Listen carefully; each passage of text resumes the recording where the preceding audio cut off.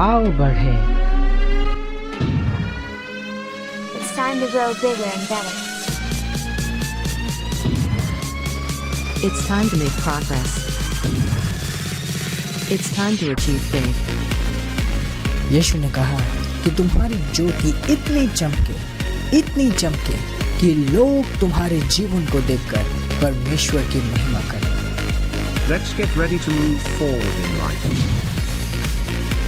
परमेश्वर चाहता है कि आप आगे बढ़ो। रुकी हुई अवस्था में कभी भी परमेश्वर की महिमा नहीं होती। ये प्रोग्राम परमेश्वर के द्वारा अभिषेक है आप सबको आगे बढ़ाने के लिए। आओ बढ़े।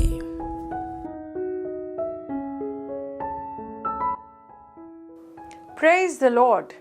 यीशु के सुंदर, महान और भव्य नाम में मैं पास्टर प्रेस आज फिर से आप सबका स्वागत करती हूँ इस सुंदर समय में, जब हम हमारे परमेश्वर के जन पास्टर जायन के द्वारा परमेश्वर के वचन, ज्ञान और योजना में आगे बढ़ाए जाएंगे।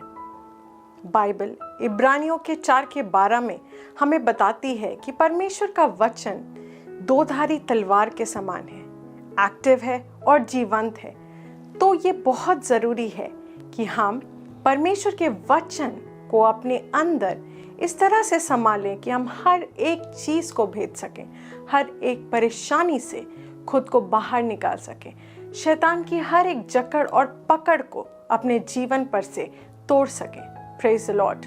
परमेश्वर का वचन सही मायने में छुटकारे को लेके आता है और आज पास्टर जायन आपको परमेश्वर के वचन से सही ज्ञान और नीतियाँ सिखाएंगे। मैं आपसे आग्रह करना चाहूँगी कि अपने पूरे परिवार के साथ इस सेशन को आप देखें और वचन के ज्ञान में आगे बढ़ें और अपने जीवन में परमेश्वर के सुसमाचार को जीवंत रूप से, भव्य रूप से देखें। Praise the Lord, hallelujah. आइए हम एक साथ मिलकर इस वक्त परमेश्वर के वचन के ज्ञान में बढ़ते हैं। आओ बढ़ते हैं। Pastor Zion. Transforming lives through the Word of God. Worth listening. Praise the Lord. यीशु के सुंदर नाम में मैं आप सबको इस बहुत खास समय आओ बढ़े में स्वागत करता हूँ। ये परमेश्वर के द्वारा अभिषेक समय है और सबसे पहले मैं आप सबको धन्यवाद देना चाहता हूँ कि इस प्रोग्राम को आपने कामयाब बनाया। जब इन वचनों को सुनकर आपने इन वचनों को अपने जीवन में लागू किया और गवाहियों के साथ वापस आए, बहुत सुंदर लगता है सुनकर। और मैं परमेश्वर को हर एक बार धन्यवाद देता हूं जब आपकी गवाहियां हम तक पहुंचती है। परमेश्वर का वचन कभी फेल नहीं करता और वो ये नहीं देखता कि कौन इस वचन के ऊपर चल रहा है। जो कोई भी व्यक्ति इस वचन के ऊपर खड़ा होता है वो गिरता नहीं है, परंतु एक गवाही के साथ वापस आता है। आइए प्रभु को धन्यवाद देते हैं और धन्यवाद देते हुए इस समय की शुरुआत करते हैं। धन्यवाद परमेश्वर यीशु के नाम में। तू सुंदर है, तू बहुत अच्छा है, तू भला है। तुझे हम धन्यवाद देते हैं। तू हमारे जीवन में विश्वसनीय है। धन्यवाद पिता।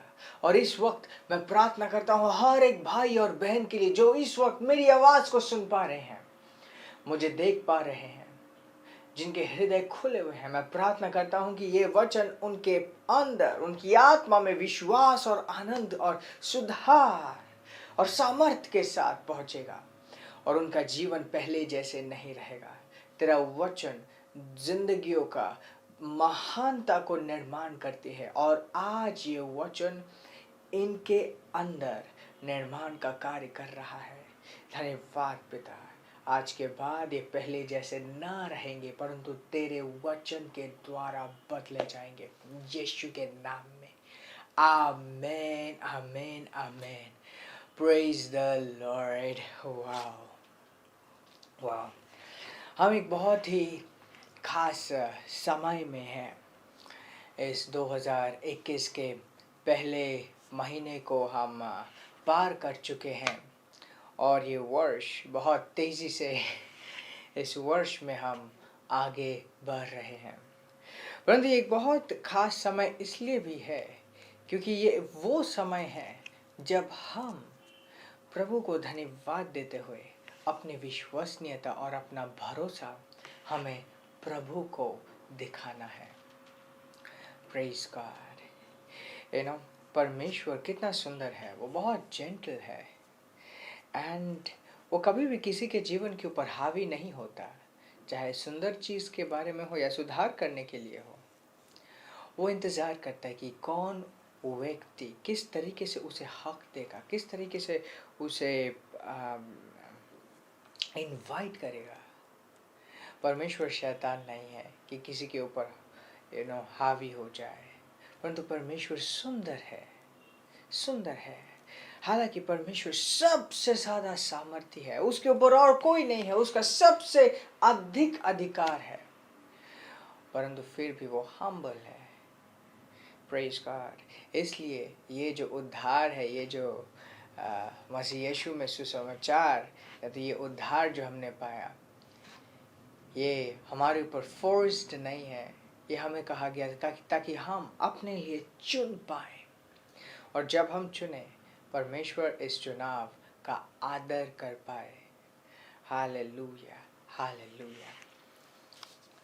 आज एक बहुत ही खास चीज़ के बारे में बात करेंगे और वो है पहला फल, प्रथम फल, जो कि अंग्रेजी में हम इसे फर्स्ट फ्रूट्स कहते हैं। First fruits. फर्स्ट फ्रूट्स एक कोई नियम नहीं है, बट ये विश्वास का प्रैक्टिस है। जब हम किसी के ऊपर विश्वास करते हैं, किसी के ऊपर भरोसा करते हैं, तभी हम उसको एक अलग तरीके की दर्जा दे पाते हैं, उसे हम ऑनर कर पाते हैं। अगर हम विश्वास नहीं कर सकते तो हम उसको आदर भी नहीं देते, उसके साथ हम चलते भी नहीं हैं। हम जो परमेश्वर के साथ चल रहे हैं, कुछ ऐसी बातें हैं जो विश्वास के कार्य के श्रेणी में आते हैं। मतलब हम अगर विश्वास करते हैं तो हम वो चीज़ें करेंगे।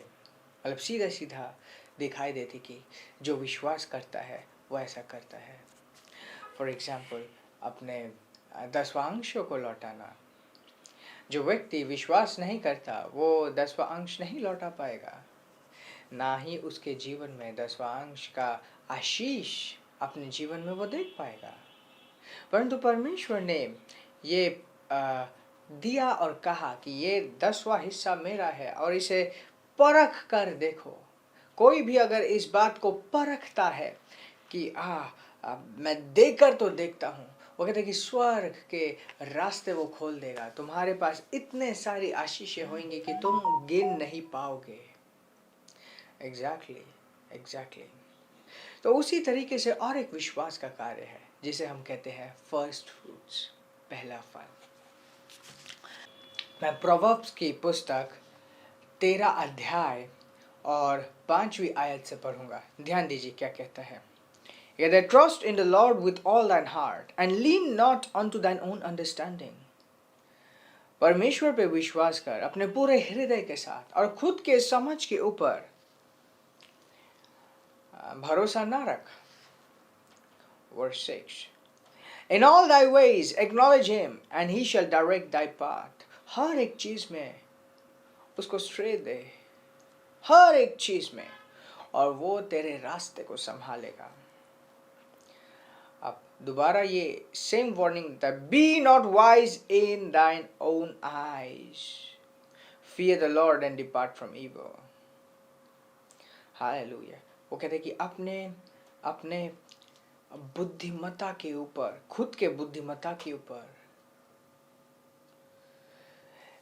भरोसा नहीं करना, खुद के नजर में बुद्धिमान ना होना, परमेश्वर का भय रख और हर एक गलत कार्य से दूर जा, हट जा, डिपार्ट फ्रॉम इवल। परमेश्वर का वचन परमेश्वर की बुद्धिमत्ता है। जब एक व्यक्ति अपने हिसाब से वचन को मरोड़ता है और अपने हिसाब से कहता है कि नहीं ये सही नहीं है, ये सही है क्योंकि मेरे पास ये सारे तर्क है, वो कहते कि अपने नजर में बुद्धिमान होना। कहते कि अपने नजर में बुद्धिमान मत बन, but fear the Lord and depart from evil. परमेश्वर का भय रख, परमेश्वर का भय रख और गलत कार्य से दूर भाग, गलत कार्य से दूर भाग। और ये भी जानने का मतलब है, जानना चाहिए कि गलत कार्य से दूर भाग, गलत कार्य का कौन सा मतलब है। आज के टाइम पे अगर कोई कहता है कि गलत कार्य, हम अलग अलग लिस्ट बना सकते हैं। अच्छा, चोरी करना, डकैती करना, पर उस समय गलत कार्य का एक सीधा सीधा अर्थ था परमेश्वर की वचन को ना फॉलो करना, परमेश्वर के बातों को ना मानना। चाहे वो चोरी करना हो, चाहे वो डकैती करना हो, परमेश्वर ने उन्हें एक नियम दिया था, उन्हें अपना वचन दिया था, और जो भी उस वचन को फॉलो नहीं करता था वो गलत कार्य कर रहा था। तो यहाँ पे वो कह रहा है कि अपने बुद्धिमत्ता के ऊपर भरोसा ना रख, अपने आंखों के सामने खुद के हिसाब से बुद्धिमान मत बन, परमेश्वर को सामने रख और वो तेरे रास्तों को बताएगा, तेरे लिए रास्ते खोलेगा, तेरे लिए रास्ते दिखाएगा। वर्शिप, ध्यान दीजिए। It shall be health to thy navel and marrow to thy bones. Hallelujah. ये कहते कि तुम शक्तिशाली रहोगे, तुम्हारे हड्डियों में जोर रहेगा। कब? जब तुम परमेश्वर की बुद्धिमत्ता में चलोगे, जब तुम परमेश्वर के वचन में चलोगे और खुद के नजरों में बुद्धिमान नहीं बनोगे, परमेश्वर की बुद्धिमत्ता के ऊपर विश्वास करोगे, खुद की नहीं। तो इससे क्या होगा? तुम्हारे अंदर स्वास्थ्य, तुम्हारे अंदर ताजगी आएगी, तुम स्ट्रेंथ होगे। नेवल का मतलब अंदरूनी शक्ति, तुम्हारा स्वास्थ्य स्ट्रांग होगा। And marrow to thy bones, तुम्हारी हड्डियां स्ट्रांग होगी। हालेलुया। अब वर्स 9 ध्यान दीजिए। Honour the lord with thy substance, अपने धन के साथ प्रभु को आदर करना। And first fruits of all thine increase, और पहला फल हर एक बढ़ोतरी का, हर एक इनकम का पहला फल। Verse 10, so shall thy barns be filled with plenty, and thy presses shall burst out with new wine. अब यहाँ पे barns be filled with plenty, barns मतलब स्टोर हाउस। आज के ज़माने में, आज से अगर रिलेट करते हैं, मतलब वो कहते हैं कि तुम्हारे अकाउंट्स, बैंक अकाउंट्स भरे रहेंगे।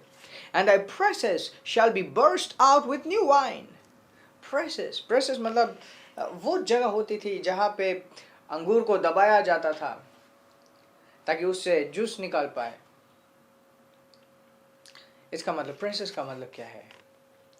तुम्हारे कार्य, तुम्हारा जॉब, तुम्हारा business shall burst out with new wine, एक अलग तरीके के रिजल्ट्स को तुम्हारे सामने ले आएगा। पर इससे पहले क्या लिखा है? Honor the Lord with thy substance, अपने धन के साथ तुम प्रभु को आदर करो। And with the first fruits of all thine increase, हर एक समय तुम्हारे पास इनकम हो, उसका जो पहला फल है, उसका जो पहला फल है, वो तुम परमेश्वर के लाओ, परमेश्वर के पास लाओ, परमेश्वर के भवन में लाओ। और ऐसा करने से, ऐसा ध्यान दीजिए क्या कह रहे हैं, ऐसा करने से तुम्हारे अकाउंट्स भरे रहेंगे और तुम्हारी बिजनेस, तुम्हारा जॉब तरक्की करेगा। ध्यान दीजिए, प्रमोशन आगे पीछे से नहीं आता, वो परमेश्वर से आता है, एकमात्र परमेश्वर से आता है। अगर कभी भी कुछ भी चीज़ स्वर्ग से ना दी गई हो, एक व्यक्ति कितना भी कोशिश क्यों ना कर ले, वो इस पृथ्वी में उन सारी चीज़ों को कर नहीं पाता अगर उसे स्वर्ग से ना दिया गया हो। एक व्यक्ति उसे गलत करे तो अलग बात है, उसके लिए उसका जजमेंट है, परंतु अगर स्वर्ग से ना दिया गया, बहुत बार ऐसा होता है कि एक व्यक्ति को दिया गया है, वो सही करने के बजाय गलत करता है। बट हाँ, ये सच है कि उसे पहले स्वर्ग से मिला, परंतु अब वो जो चीज़ उसे मिली है उससे वो गलत कार्य कर रहा है, इसके लिए उसको सज़ा ज़रूर मिलेगी, बट वो पृथ्वी के बाद। हालेलुया। बट कहने का मतलब है, प्रमोशन एकमात्र परमेश्वर से मिलता है, एकमात्र प्रभु प्रमोट करता है। और वो ये कह रहा है कि परमेश्वर को सामने रख, अपने बुद्धिमत्ता के अनुसार ना चल, प्रभु की बुद्धिमत्ता को आजमा, हर एक चीज में परमेश्वर को आदर दे, अपने धन के साथ परमेश्वर को आदर कर, और अपने पहले फल के साथ परमेश्वर को आदर कर। पहला फल और धन। Praise the Lord. बहुत से लोग पहले फल के बारे में नहीं जानते, बट ये बहुत ही दिलचस्प है इस चीज के बारे में, क्योंकि ये एक ऐसी चीज है जो हमें एक एडवांटेज दे सकती है इस जीवन में, इस पृथ्वी के जीवन में। परमेश्वर चाहता है कि हम स्वर्ग में तो अच्छे से जिएं और पृथ्वी में भी अच्छे से जिएं। और बहुत सारे समय इन्हीं सारे सिद्धांतों को शैतान भी इस्तेमाल करता है। ऑफ कोर्स आपने देखा होगा, कोई भी व्यक्ति काला जादू करने के लिए जाता है और उसके बाद तांत्रिक उससे कहते हैं कि इतना धन चाहिए, या ये जानवर चाहिए, वो जानवर चाहिए, इस चीज का कुर्बानी चाहिए। क्या चीज है? क्या शैतान को पैसे की जरूरत है या शैतान को बकरियों की जरूरत है? नहीं, ऐसी बात नहीं है। बट एक इंसान दिखा रहा है शैतान को कि वो कितना कमिटेड है। बट ये शैतान ने किससे सीखा? परमेश्वर से। ओ यस, क्या स्वर्ग में परमेश्वर को आपकी धन की जरूरत है? नहीं। बट ये धन एक ऐसी चीज है, आप उन्हीं जगह पे अपना धन डालते हो जहां पे आपका हृदय है। आप ऐसे ही उठाकर कहीं पे भी अपना धन नहीं लेके जाते। उसी तरीके से परमेश्वर भी देखता है कि क्या ये व्यक्ति अपने धन के साथ, अपने बढ़ोतरी के साथ मुझ पर विश्वास कर सकता है या नहीं कर सकता। Of course, that's the reason it is important. परमेश्वर आपके अमाउंट को नहीं देख रहा, बट परमेश्वर ये देख रहा है कि जो अमाउंट आप दे रहे हो वो आपके लिए कितना ज्यादा इम्पोर्टेंट है। Praise God. फॉर एग्जाम्पल, एक व्यक्ति अपने लिए कपड़े खरीदने के लिए 10,000 इस्तेमाल करता है और चर्च में जाके वो किसी तरीके से अपना 500 का नोट निकाल के सोचता है कि बहुत ज़्यादा उसने दे दिया है। परमेश्वर देख रहा है कि ओ इसके लिए ये कितना मायने रखता है। उस हिसाब से परमेश्वर हक जताता है कि इसने मुझे अपने जीवन में कितना हक दिया है, और उसी तरीके से परमेश्वर प्रमोट भी करता है, आगे भी बढ़ाता है। Praise the Lord. ध्यान दीजिए, हम सब मसीह में परमेश्वर के वारिस हैं, परंतु ये जो सिद्धांत है ये इसलिए है, ध्यान दीजिए, परमेश्वर ऐसा नहीं है कि उसे पैसे की जरूरत है जिसके बदले में वो आपको कुछ देगा। No, it's not that way. जो आपका है, जो आपके पास है, क्या उस चीज के साथ आप परमेश्वर को विश्वास कर सकते हो? ध्यान दीजिए, उसने आइसैक के बारे में अब्राहम को कहा कि मुझे इसकी कुर्बानी चाहिए, मुझे इसकी कुर्बानी चाहिए। और वो आइसैक को लेके गया, अब्राहम आइसैक को लेके गया। जब आइसैक को कुर्बान करने वाला था, परमेश्वर ने बोला कि तुमने कुर्बान कर दिया है, मैंने ये देख लिया है कि तुमने कुर्बान कर दिया है, अब इसको मत मारो। I have seen. ध्यान दीजिए, अब्राहम ने अपने बीज अपने पुत्र को दिया। इसके विपरीत परमेश्वर उसे जमीन, जायदाद और ये सारी चीजें नहीं दे सकता था। पुत्र की वैल्यू क्या होती है, उसके विपरीत परमेश्वर ने अपने पुत्र को अब्राहम का बीज बनाया, अपना पुत्र दिया, क्योंकि इसने अपना पुत्र दिया, इसने अपना कमिटमेंट दिखाया। तो परमेश्वर ने देखा, ओ यस, अब मेरे लिए रास्ता है कि मैं इंसानों के बीच में ये उद्धार अपने पुत्र के द्वारा ले आ पाऊंगा। और यीशु अब्राहम का बीज है, यीशु अब्राहम का वायदा का बीज है। और आइसैक जो था वो तो सिर्फ शरीर का बीज था, परंतु यीशु अब्राहम का बीज है। और जब हम यीशु के नाम को अपने ऊपर घोषित करते हैं, हम सब अब्राहम के बीज होते हैं और वारिस होते हैं। ध्यान दीजिए, हम वारिस बनते हैं, हम वारिस हैं। अगर कोई मसीह में है तो वो अब्राहम का बीज है और वो वारिस है। Praise Lord, praise Lord. तो हम ऑलरेडी वारिस हैं, परंतु फिर भी हमारे जीवन में वो विरासत देखने के लिए इन सिद्धांतों के ऊपर चलना बहुत बहुत जरूरी है। जो कम बोता है वो कम काटता है, जो अच्छे से बोता है वो अच्छे से काटता है। और ये एक ऐसा सिद्धांत है, कोई भी फार्मर, कोई भी खेती करने वाला वो नहीं कहेगा चलो मैं अपने बीजों को बचा लेता हूँ, अपने बीजों को बचा लेता हूँ ताकि मेरे पास बीज बचे रहे। रादर वो अपने बीजों को देता है, बोता है, ताकि उसके पास एक अच्छा फसल आ पाए। परंतु जब हम पहले फल के बारे में बात करते हैं, जब हम पहले फल के बारे में बात करते हैं, तो फर्स्ट फ्रूट्स के बारे में बात करते हैं, वो हम लौटा रहे हैं, वो हम परमेश्वर को लौटा रहे हैं, क्योंकि परमेश्वर ने खुद दिया है। हालांकि जब आप मसीह में आते हो, आपकी धारणा इस तरीके से होना चाहिए कि मेरा जीवन पूरा मसीह में है, मतलब मेरे से जुड़ी हुई हर एक चीज़ है परमेश्वर के लिए है, चाहे वो धन हो, चाहे वो घर हो, चाहे कुछ भी हो, क्यों ना हो। अगर परमेश्वर को इसकी कभी भी ज़रूरत पड़े, परमेश्वर मुझे इनसे कुछ भी करने के लिए कहे तो वो मैं कर पाऊँ।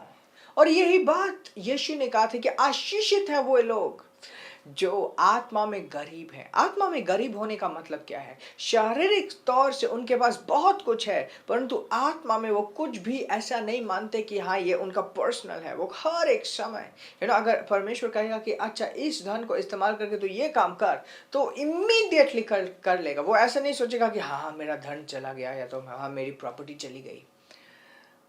वे लोग होते हैं आत्मा में गरीब लोग। मुझे याद है एक बार एक बहन के घर में कुछ मीटिंग्स होनी शुरू हो गई और उनके बाद उन्हें लगना शुरू हुआ, हर एक वीक मेरे घर में लोग आते हैं, मेरे को खाना बनाना पड़ता है, हमारा खर्चा होता है, ये होता है, वो होता है।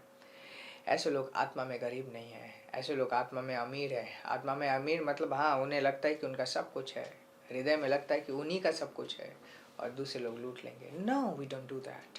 हमें ऐसे करने से भागना चाहिए। जैसे उसने बोला ना कि अपने बुद्धिमत्ता के अनुसार तुम खुद के ऊपर अपने आँखों में बुद्धिमान मत बनो। अपने बुद्धिमत्ता के ऊपर तुम झुको नहीं, उसके ऊपर डिपेंड ना करो। दो तरीके के फर्स्ट फ्रूट्स होते हैं। एक तब फॉर एग्जांपल आपका पहला एक बिजनेस का पहला भाग आया है, पहला प्रॉफिट आया है, या तो जॉब की पहली सैलरी आई है। इससे पहले आप जॉब नहीं करते थे, पहली बार आपने ये किया और आपके पास वो एक सुंदर एक अमाउंट आया, फर्स्ट इंक्रीज आया। तो वो क्या है? वो पहला फल है। और बाइबल और एक चीज़ कहती है कि if the first is Holi the lump is Holi. First मतलब अगर पहला पवित्र है तो बाकी सारा हिस्सा पवित्र है। पवित्रता का दो अर्थ होता है। पवित्रता का एक है कि परमेश्वर के लिए दिया, परमेश्वर का है, अगर पहला हिस्सा परमेश्वर का है। और दूसरा पवित्र मतलब कोई शैतान हाथ नहीं लगा सकता। जो परमेश्वर का होता है उसके ऊपर शैतान कोई हाथ नहीं लगा सकता। अगर पहला हिस्सा हमने परमेश्वर को दिया तो आने वाले हिस्से के ऊपर कोई शैतान अपने हाथों को नहीं लगा सकता। That's true, that's true। आपकी जॉब सिक्योरिटी आपके फर्स्ट फ्रूट्स में है। और अगर आपके जॉब से निकाल भी दिया जाए, चुटकियों में आपको उसका दूसरा अल्टरनेटिव मिल जाता है, क्योंकि आपने फर्स्ट फ्रूट्स दिए हैं। और दूसरा जो फर्स्ट फ्रूट होता है वो होता है हर एक सीजन का पहला हिस्सा।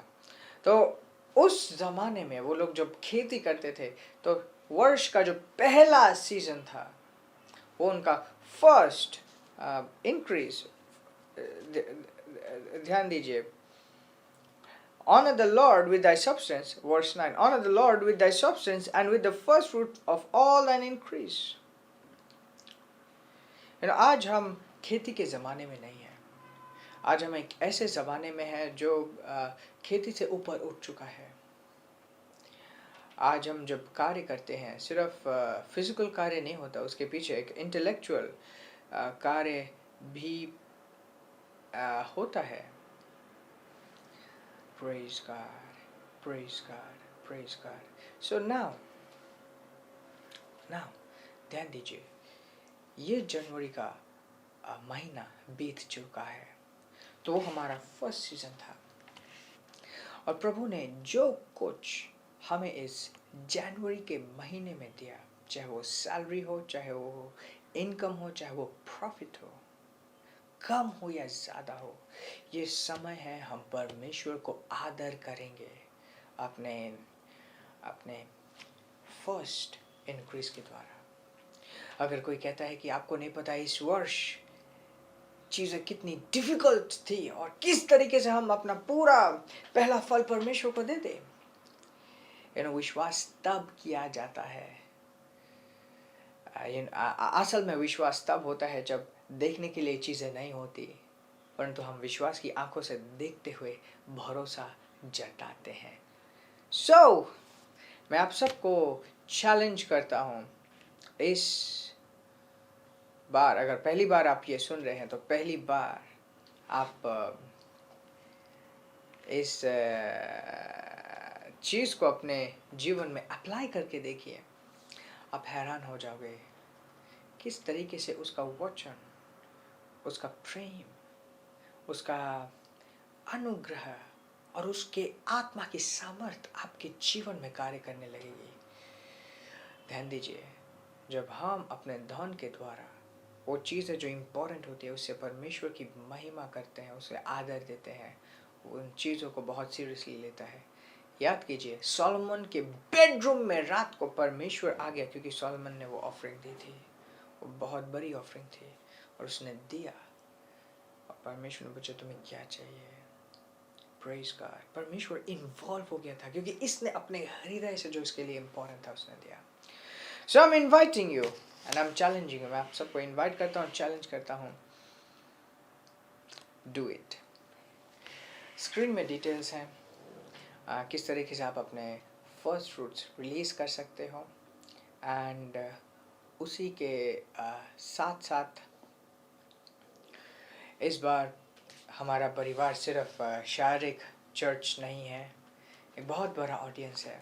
तो अगर आप देते हो, I will be specially praying, एक दिन होता है फर्स्ट फ्रूट सर्विस के बाद, एक दिन होता है जब हम खास कर उन सब के लिए प्रार्थना करते हैं जिन्होंने अपना पहला फल लौटाया है। And it's amazing. ये हो सकता है आप में से कुछ लोग पहली बार सुन रहे हैं, बट सालों से हम ये कर रहे हैं अपने जीवन में और बिना किसी रिग्रेट के, मतलब एज अ मिनिस्ट्री भी हम अपने फर्स्ट फ्रूट्स को रिलीज़ करते हैं। एज अ पास्टर भी मैं अपने आत्मिक पिता को अपने फर्स्ट फ्रूट्स भेजता हूँ and it's so wonderful how we do it. Praise God, hallelujah. मैं आशा करता हूँ बहुत सारे चीज़ें आपने सीखी हैं, इनके ऊपर आप चलिए। जब उद्धार के प्रति वचन आता है तो विश्वास जागता है और एक व्यक्ति उद्धार पाता है। जब चंगाई के लिए वचन आता है तो विश्वास जागता है और व्यक्ति चंगाई पाता है। आज फाइनेंसेस के दिशा में वचन आया है, तो मैं विश्वास करता हूँ आपके विश्वास जागे हैं और आपका फाइनेंशियल जीवन पहले जैसे नहीं रहेगा। यीशु के नाम में आशीषित रहें और आगे बढ़ते रहें। Praise the Lord.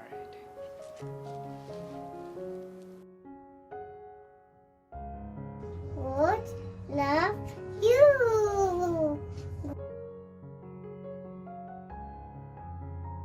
This program is brought to you by Ambassadors of Zion Church, making the world a better place.